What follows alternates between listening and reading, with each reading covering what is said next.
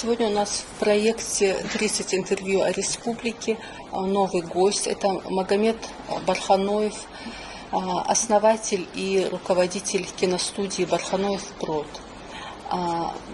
Магомед, мы рады приветствовать вас в нашем проекте. Спасибо за приглашение. В наш проект мы приглашаем людей, которые в тот или иной период становления и развития нашей республики внесли определенный вклад в ее развитие. Вы человек молодой, вы гораздо моложе нашей республики, которая, в общем-то, и сама еще юная, но, тем не менее, у вас очень весомый вклад, и, как мы знаем, вы автор многих очень интересных проектов. Это полнометражные художественно-документальные фильмы «Наша история», презентация которого недавно прошла, как мы знаем, в Назрани в кинотеатре «Матрица». Это полнометражный фильм «Малгобек. Осени 1942 года», посвященный Малгобекской оборонительной операции. Это проект «Наши герои» и еще многие другие проекты. Вот расскажите, пожалуйста, как у вас появилась мысль заниматься ингушской историей и снимать вот такие вот интересные, содержательные фильмы? Для начала очень приятно, что мою работу оценили столь высоко, и для меня очень многое значит, что меня вот так пригласили. Хотя я не думаю, что я что-то такое грандиозное сделал, но все же. А почему именно вот эту сферу выбрал, почему мы этим начали заниматься? Все начинается с 2017 года. С ноября я был капитаном Ингушетии и капитаном Кавказа у себя в ВУЗе. Я окончил Российскую академию народного хозяйства и государственной службы при президенте Российской Федерации. И там у нас было такое мероприятие, как калейдоскоп культур. И нужно было представить свою культуру, но уже объединившись со всеми другими национальностями Северного Кавказа.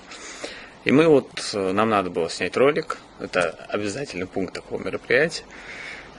И на тот момент я даже не знал, что я выполняю те обязательства, которые на себя берет, например, продюсер, например, режиссер, сценарист, автор всего, потому что мне как-то удавалось это придумать идею самого ролика, придумать сценарий, во время съемок это все как-то направлять, режиссировать, хотя я представления не имел, что это и есть.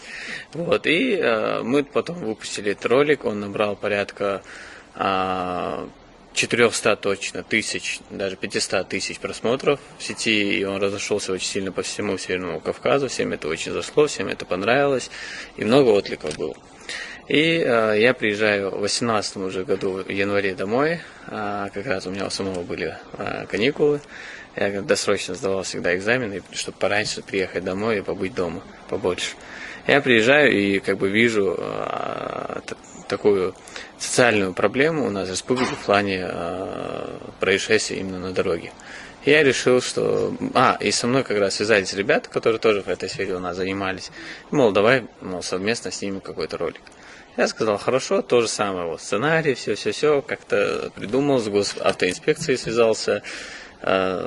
Тогда во мне, так скажем, открылись такие способности продюсировать, договариваться. Я потянул, так скажем, наше ведомство, договорились и засняли ролик, тоже он очень сильно разошелся, всем он понравился. И тогда, почему, в принципе, когда я это делал, я понял, что посредством таких роликов, посредством таких работ можно донести ту или иную свою мысль. И когда мы понимаем, хотя бы хоть как-то провести хоть какую-то профилактику, чтобы человек посмотрел и задумался, допустим. И век информационный, люди мало кто читает, и поэтому я решил, что будет неплохо снимать такого рода проекты и запускать их в сеть. С этого все началось, потом уже узнал про грантовые конкурсы, начал участвовать в грантовых конкурсах, я неоднократно победитель. В принципе, я подавался 6 или 7 раз и ни разу не проигрывал, всегда как-то получалось выигрывать. И основное направление моей студии всегда было это улучшение межнациональных, межрелигиозных отношений, это сохранение традиций ингушского народа и, в принципе, народов СКФО. Это сохранение героической истории России и непосредственно самой истории ингушского народа. И социально значимые, социального рода ролики, в которых мы показывали социальные проблемы, которые у нас существуют. Вставлять на грантовые конкурсы. Я сколотил команду. Команда у меня была всегда интернациональная, потому что и в ВУЗе я был капитаном Кавказа, поэтому так получилось, что со мной взаимодействовали такие яркие представители народов Кавказа, и не только. И мы вот так все вместе работали. У нас работы были сняты и при поддержке Департамента национальности Москвы, и при поддержке Всероссийского межнационального союза молодежи.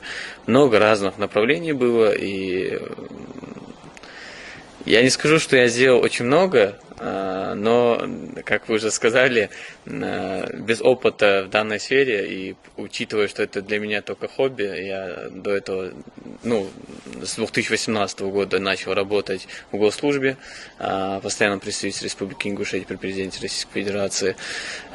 И вот последние 2 месяца уже переехал в республику, тоже также работаю здесь. Но для меня это вот как хобби было, дополнительное такое занятие. Не скажу, что было легко, потому что те, кто в этой сфере, понимают, что снять особенно документальный полнометражный фильм, это нелегко. И вот когда я у вас был в гостях не так давно, я об этом говорил, где это целый год работы целой команды, а для людей это вот 1 час, чтобы посмотреть. Учитывая, что Малгобек для меня, как и город родной для моей мамы, мама у меня оттуда, и я там очень часто бывал всегда, и дедушка у меня там вырос, он и директором, кстати, в 18-й школе был, Тачиев Магомед Шарипович, и в принципе, от него, возможно, у меня и такая тяга к истории. Трудная работа, конечно, тоже была, учитывая, что это не только документальный, но и художественный фильм был. Год, да, тоже год, потому что там и реконструкция была, мы заново построили все блиндажи, окопы, траншеи, пулеметные расчеты. Меня консультировал мой очень такой близкий друг, взрослый человек, Владимир, сам полковник отставки, работает в Минобороне. Он консультировал полностью по военной теме, элементарно, когда мы снимали художку, как правильно обращаться, вообще как речь должна поставлена быть у военных, там по военной форме, потому что есть форма образца 42 и 43. Много нюансов, которые я лично не мог знать. То есть у вас был профессиональный консультант? Да. Очень серьезно подошли. Да, он меня полностью... Без него это было бы какая-то, не знаю, непрофессиональная работа, хотя мы, конечно, тоже не профессионалы, учитывая, что у меня нет образования в данной сфере, я любитель, но насколько это возможно, насколько это мы можем, так было. Они как раз у меня в гостях были, я привез и для именно съемок представителей со стороны русской национальности, чтобы, чтобы не только ингуши были в кадре, создать картину, да.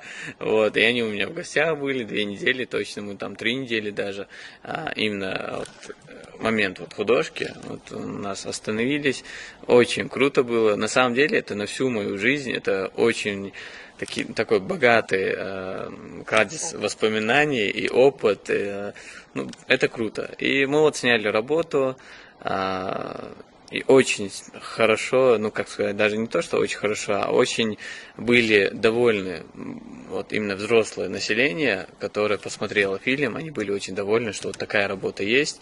Я успел, кстати, это важно отметить, я успел заснять Гулуева, Хзира, ветерана боевых действий, именно при обороне Малгобека.